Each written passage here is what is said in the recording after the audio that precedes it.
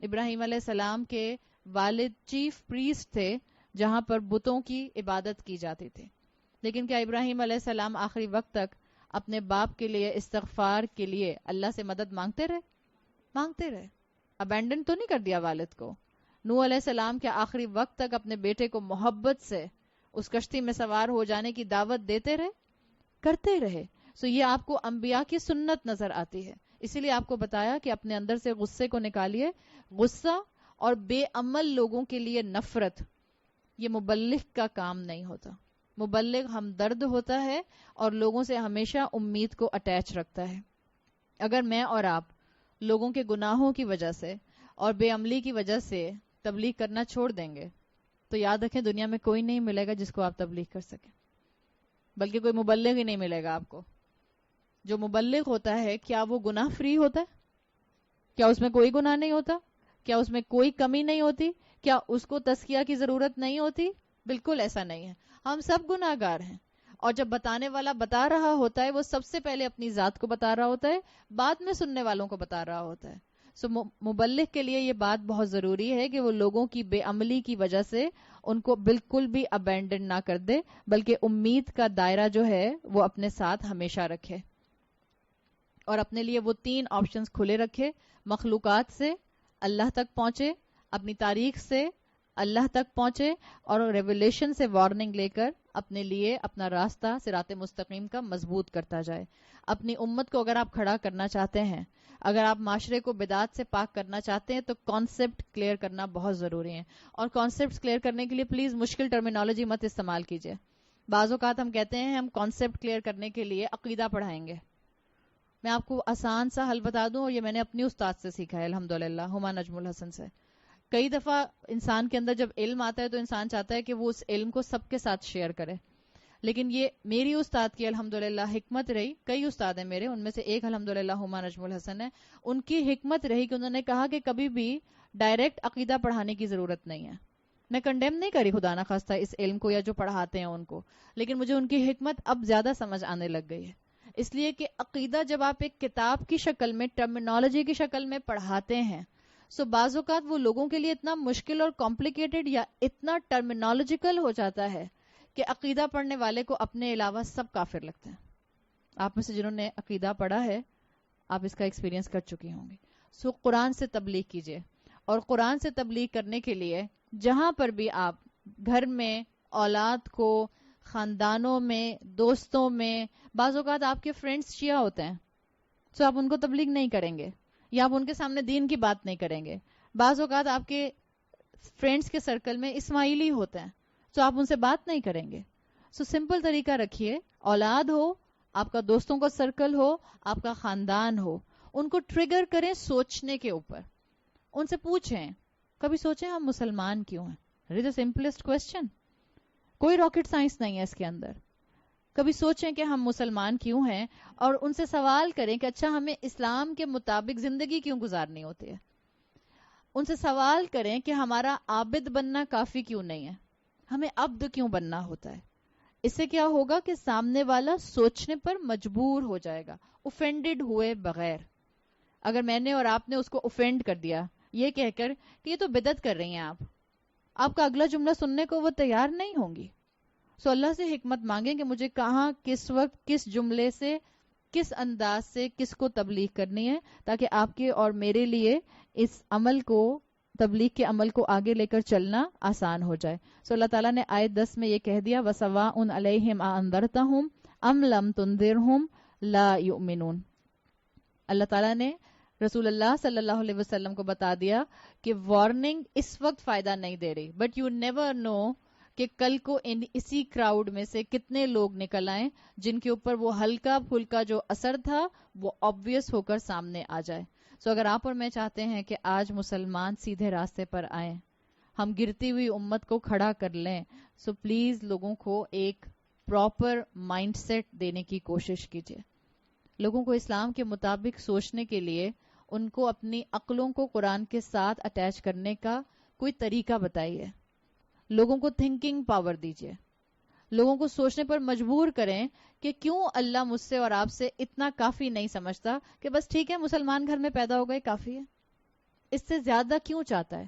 اتنا کیوں چاہتا ہے کہ آپ اور میں اپنے زندگی کے ہر عمل سے واضح کریں کہ آپ اور میں مسلمان ہیں؟ جب وہ سوچیں گے انشاءاللہ تو ان کے اندر تبدیلی آنا ضرور شروع ہوگی. اور یہ رائٹ فاؤنڈیشن لوگوں کو دینے کی ضرورت ہے. اور آپ میں سے جتنی مائیں بیٹھی ہیں، میں آپ سے واقعی اپیل کر رہی ہوں، آپ اپنے بچوں کو جہاں نماز کا عادی بنانا چاہتی ہیں، بہت اچھی بات ہے، آپ اس کو نماز کا عادی بنائیے.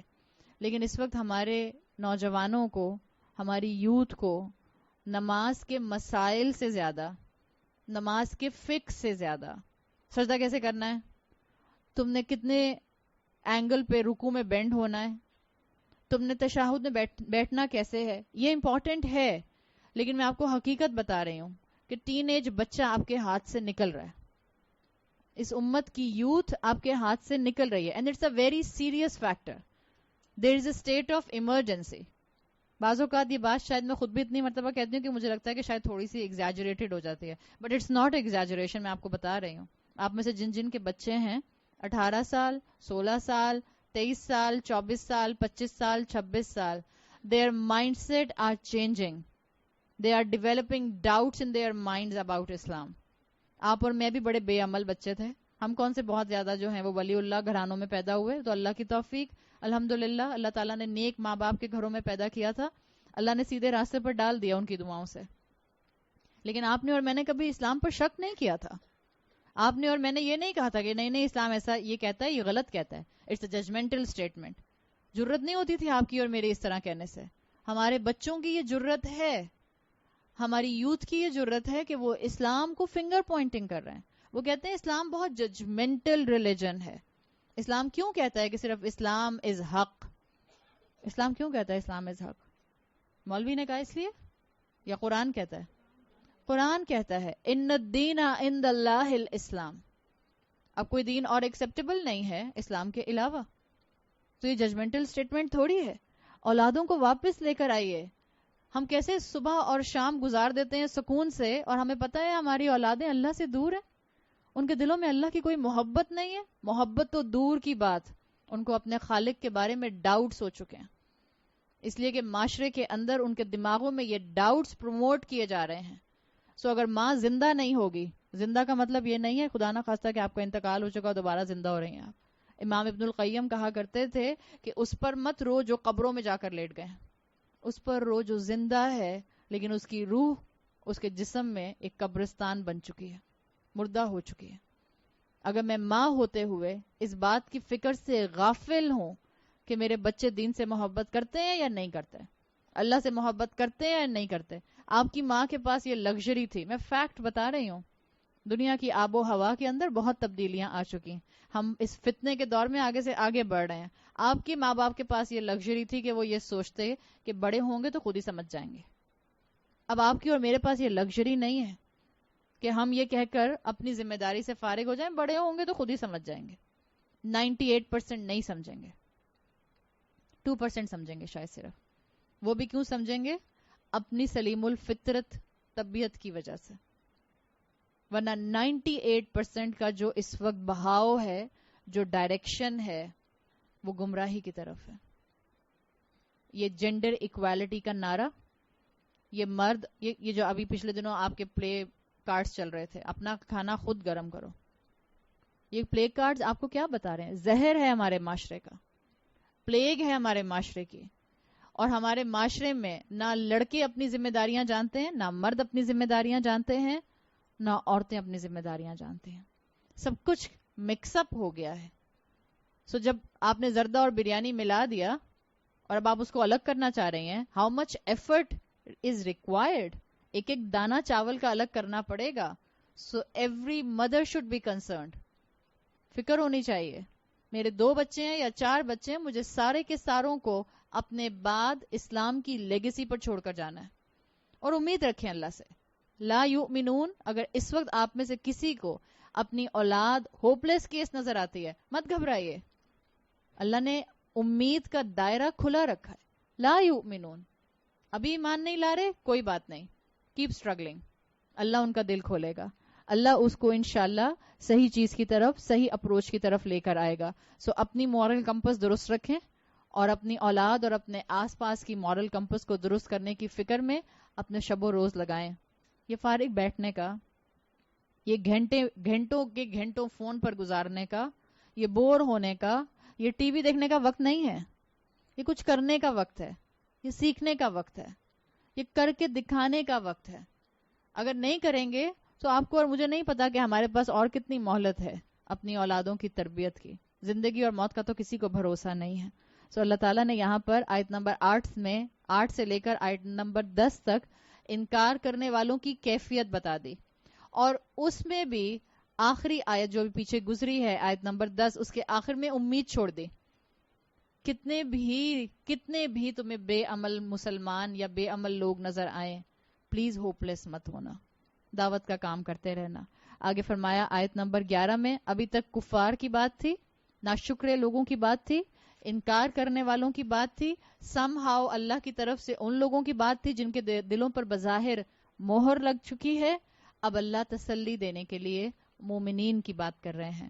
آیت نمبر 11، انما تنذر من اتبع الذکر وخشی الرحمن بالغیب فبشرہ بمغفرۃ واجر کریم. یقیناً آپ کامیابی سے خبردار صرف اس کو کر سکتے ہیں جو ذکر کا اتباع کرے، رحمان سے ڈرے غیب میں ہوتے ہوئے، تو اس کو خوشخبری دے دیجئے مغفرت کی اور اجر کریم کی. یعنی اگر آپ کہیں پر تبلیغ کر رہی ہیں اور آپ یہ دیکھتی ہیں کہ آپ اس سٹنگ کے اندر والدین کے احترام کے اوپر بات کرتے ہیں، بظاہر آپ کو لگے گا کہ سب نے سن لیا، لیکن گھر جا کر کیا سب لوگ والدین کے احترام کو شروع کر دیتے ہیں؟ نہیں کرتے نا. سو بعض دفعہ انسان ذکر کا اتباع کر رہا ہوتا ہے. یہ جو یہاں پہ لفظ آیا ہے نا اتبع الذکر، یہ الگ ہے اتبع الحکم سے. ایک ہوتا ہے حکم کا اتباع اور ایک ہوتا ہے ذکر کا اتباع. حکم کا اتباع یہ ہوتا ہے کہ قرآن نے حکم دیا اقیموا الصلاۃ، نماز قائم کرو. سب ایک انسان اگر اس حکم کا اتباع کرے گا تو وہ آپ کو نماز پڑھتا ہوا نظر آئے گا. جب اتبع الذکر ہوگا، اور ذکر میں آپ کو بتایا تھا الٹیمیٹ ذکر کیا ہے، سب سے بہترین ذکر القرآن الحکیم. سو جب کوئی ذکر کا اتباع کرتا ہے سو بالکل سپنج والا معاملہ، کبھی کبھی اس کو ٹائم لگتا ہے، سن لیتا ہے. ہو سکتا ہے آج بیٹا بیٹی کلاس میں سن کے جائیں کہ اماں ابا کو دیکھ کر آنکھیں رول نہیں کرتے. زیادہ تر آج کل کے بچے کتنے بھی بگڑ گئے ابا کے سامنے آنکھیں رول نہیں کرتے. زیادہ تر کس کو دیکھ کے آنکھیں رول کرتے ہیں؟ اماں کو دیکھ کر. اس لیے کہ ان کو پتا ہوتا ہے اماں کا دل نرم ہے، اماں برا نہیں منائیں گی، اماں جلدی جو ہے وہ برا بھی منائیں گی تو جلدی سے مان بھی جاتے ہیں. ابا کا برا ماننا، ایک تو ابا کی شکل میں ان کو ویسے ہی ATM مشین نظر آتی ہے، اور ابا کو ناراض کرنا کون افورڈ کر سکتا ہے، پاکٹ منی بند ہو جائے گی یا وہ یونیورسٹی کی فیس سیمسٹر فیس نہیں بھیجیں گے. سو ابا کو یوزلی بچے جو ہیں وہ کمی ناراض کرتے ہیں. اور میں نے آپ کو حقیقت بتا دیا، this is almost every second child. میں اپنی بیٹیوں کو بھی کبھی کبھی چھیڑتی ہوں، میں کہتی ہوں بیٹا ابا کی شکل میں ATM مشین نظر آتی ہوگی، ابا تو کمی نظر آتے ہوں گے. اس لیے کہ اولاد ماں باپ کے پاس آتی کب ہے؟ جب کوئی چیز چاہیے ہوتی، جب پیسے چاہیے ہوتے ہیں، یا جب کوئی فرینڈس کے ساتھ جانا ہوتا ہے، یا جب جو خرچہ جو پاکٹ منی دی تھی وہ ختم ہو گئی ہے تو اب اور چاہیے ہوتی ہے. سو کبھی کبھی ہوتا یہ کہ اولاد سن کر گئی کسی کلاس میں سے کہ ماں باپ کے سامنے آنکھیں رول نہیں کرنی. آپ بھی ساتھ میں بیٹھی ہوئی تھی، دس از دا ورسٹ کمبینیشن اولاد کے لیے ہوتا ہے. اماں بھی برابر میں بیٹھی ہیں، بیٹی بھی بیٹھی ہے، اور اب اماں بھی سن رہی ہیں جو بیٹی نے سنا ہے. جہاں بیٹی نے درس سننے کے بعد گھر جا کر دوبارہ آنکھیں رول کی، اماں جھٹ شروع ہو جاتی ہیں، یہ سیکھ کر آئی ہو. سو کبھی کبھی اس کو تھوڑا ٹائم دیا کریں. عادت میں رول کرتی ہے نا آنکھیں، یا عادت میں آنکھیں رول کرتا ہے، اتبع ذکر میں کبھی کبھی ٹائم لگتا ہے، انسان ایبزارب کر رہا ہوتا ہے. اتبع ذکر میں جو سب سے امپورٹنٹ چیز اس آیت میں آئی مفسرین کے مطابق، اتبع ذکر وہ کرے گا جس نے سننا شروع کر دیا. سو دا پلس پوائنٹ از کہ الحمدللہ سن رہا ہے ذکر کو، اٹس اے بلیسنگ. سن رہا ہے نا، الحمدللہ. اب اللہ کی ذات سے امید رکھیے کہ اللہ اس کے اوپر انشاءاللہ اس کا امپیکٹ ضرور لے کر آئے گا.